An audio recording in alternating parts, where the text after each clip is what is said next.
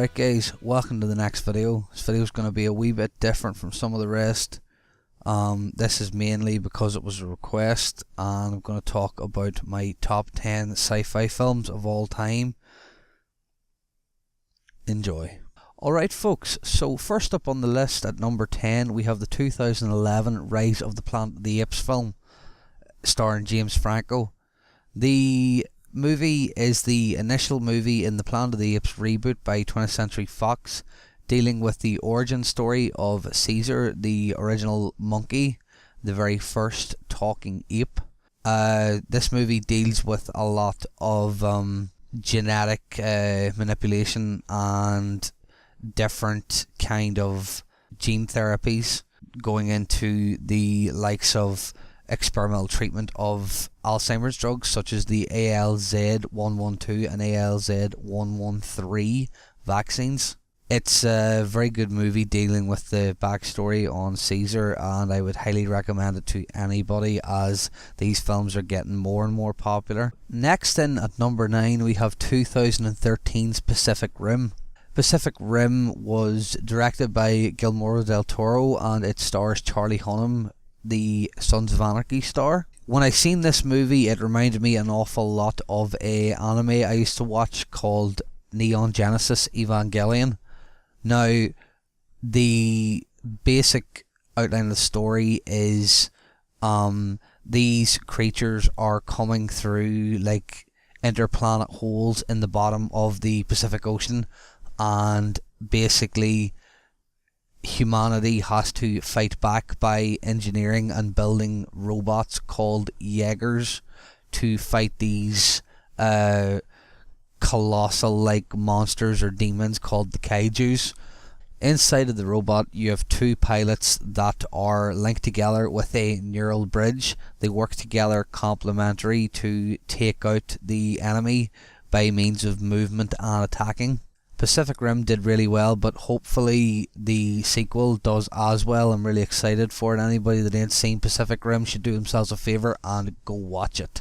Now down to number 8, I've chosen 2009's Avatar. Avatar is an absolute epic sci-fi film with stunning visuals and a great story, directed and written by the man himself, James Cameron. Initially meant to come out in 1999, the film took 10 years to come out. Avatar started to be developed in 1994, so it took 15 years for it even to come to light. Avatar is confirmed to be the first in 4 movies based around the planet Pandora. The 3 sequels should be coming out between 2017 and 2019, so that'll be a good thing to look out for. The movie itself did brilliantly. It sold really well, and there's been so many different versions of the film come out with extended cuts and re-releases and 3D releases and things like that, and it has just made an absolute massive load of money. The film itself deals with humans looking to extract a superconductor called unobtainium, and they have tracked the source of this material to the planet Pandora. Pandora has native locals called the Na'vi, which basically defend their own land, and they didn't take too well to the humans coming there to essentially deprive them of their raw materials and their land. The expansion of the mining colony threatens the existence of the Na'vi. The film introduces a sci-fi concept where the host uses their subconscious to control the motor abilities of the Na'vi. Coming in with a bang at number 7 we have Back to the Future, a 1985 American comic-based sci-fi film. The movie is an absolute cult classic dealing with Marty McFly and Doc Brown. The film had a very unique concept where Marty used a car called the DeLorean and had to reach a speed of 88 miles per hour to go back in time. He ends up going back in time to 1955 when both his parents were teenagers before their love interest initially sparked. He ends up near upsetting the timeline between his mum and dad's initial meeting, and he has to go against what he's done to fix what's happened in the timeline and set the events in motion for his mum and dad falling in love with one another. Back to the Future is an absolute classic, and it's a great quirky and fun movie for anyone of all ages, so if you haven't seen this film, you definitely need to. The film's part of a trilogy, so if you like the first movie, you can always go out and watch the second and third. In at number 6 we have 1988's Akira, a movie based on the anime. It focuses around a Tokyo in 2019 with a lot of cyberpunk influences and blood culture influences. Tokyo's destroyed in 1988 by an explosion and World War III starts. 31 years later, the city of Neo Tokyo is built on a landfill. The plot deals with the teenager Tetsuya Shima and his psychic powers, and the leader of his particular bike gang, Shitaro Kaneda. Kaneda tries to prevent Tetsuya from releasing the imprisoned psychic Akira. It's definitely a recommendation for anyone that likes sci-fi or anyone that enjoys science. If you ain't seen this film, you should go see it. In at number 5 we have the unforgettable 1987's Robocop. This movie is absolutely fantastic. It deals with the story of Alex Murphy, a police officer that gets attacked and essentially killed. He comes back as a combination of a mechanical and metal man. He works for the police force to enforce the law and has 3 main primary objectives. The movie itself is seen as one of the best cyberpunk sci-fi movies of all time. The movie's based in a crime-ridden Detroit. If you like sci-fi and you've never heard of OCP, you've never heard of Dick Jones, you've never heard the line, "Can you fly, Bobby?" then you don't know Jack. If you haven't seen Robocop, you need to get off your ass and go watch it right now. The movie notably has an absolutely unforgettable soundtrack with an absolutely banging theme. Moving swiftly down the list at number 4, we have Terminator 2 Judgement Day, one of my favourite movies of all time.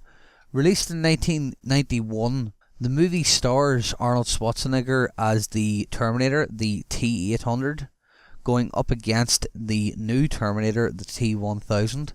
The movie focuses primarily around John Connor being a child and exactly what he needs to become in the near future. Arnold Schwarzenegger is sent back in time to protect John Connor. We also see a strong-armed Sarah Connor in this movie, who is being very protective over her 10-year-old son John.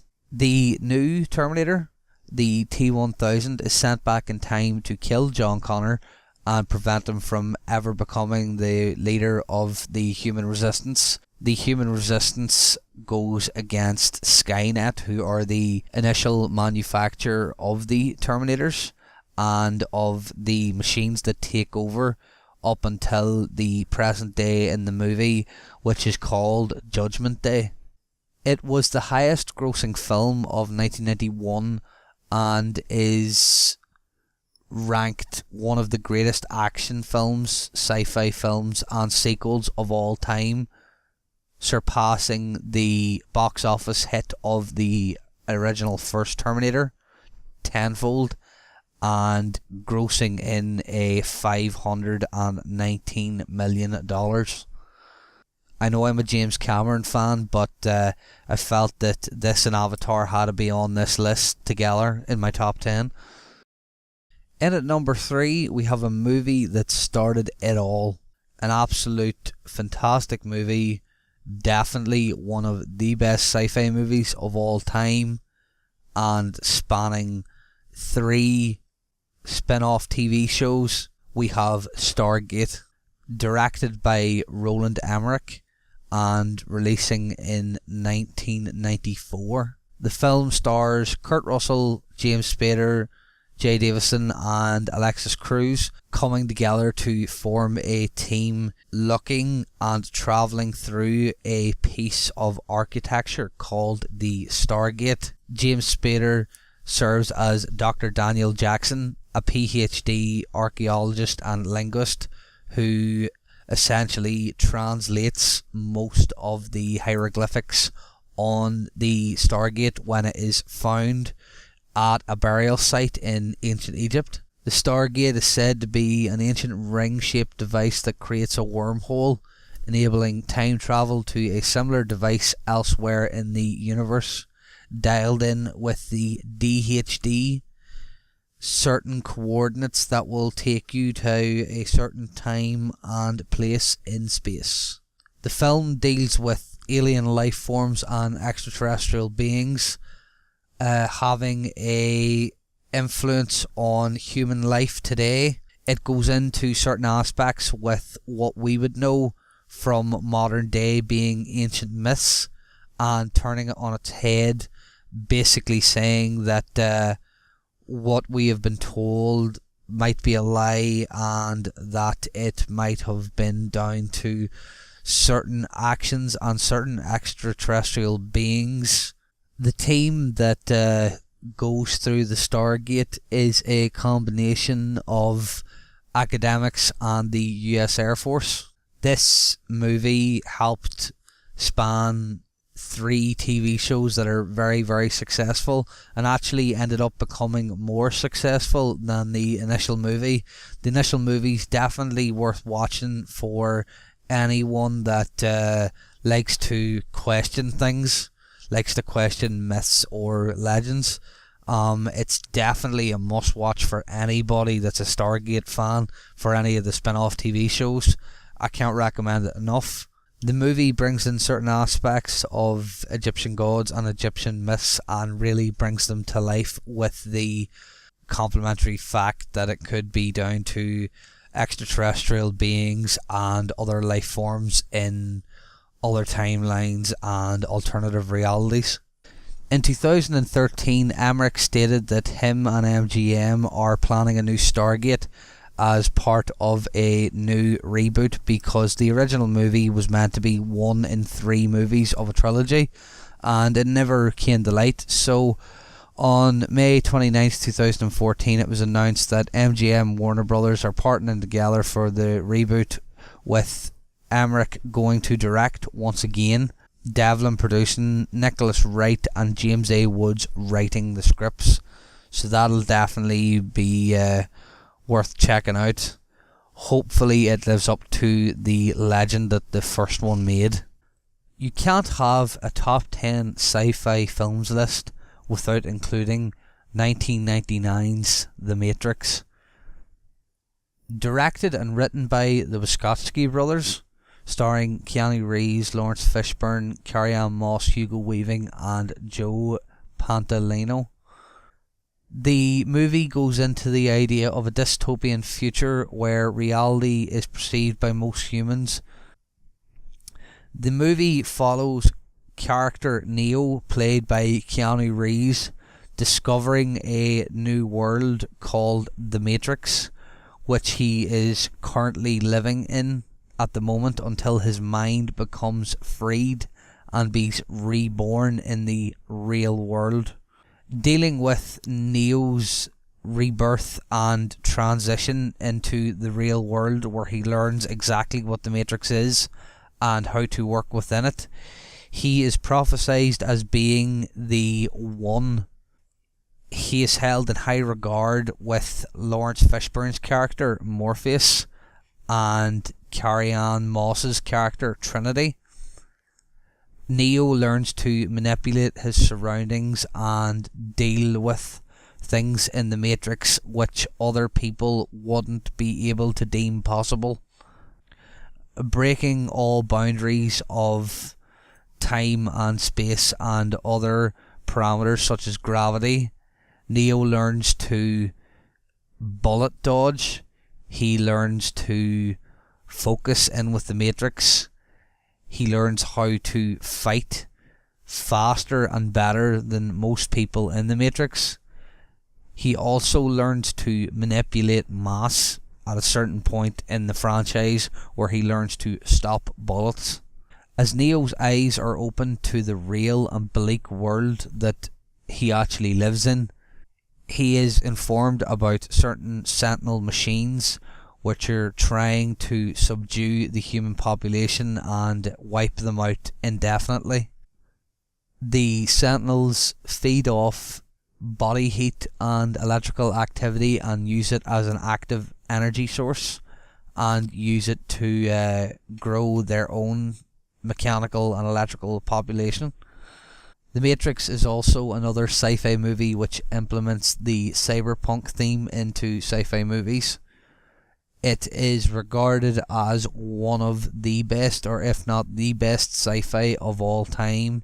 It brought in a box office of $463 million and was nominated and won numerous awards across the board, and still to this day is held in high regard as one of the best sci-fis. The year is 1980. The movie classed as the possible greatest sci-fi title of all time, being the second movie in its respective trilogy.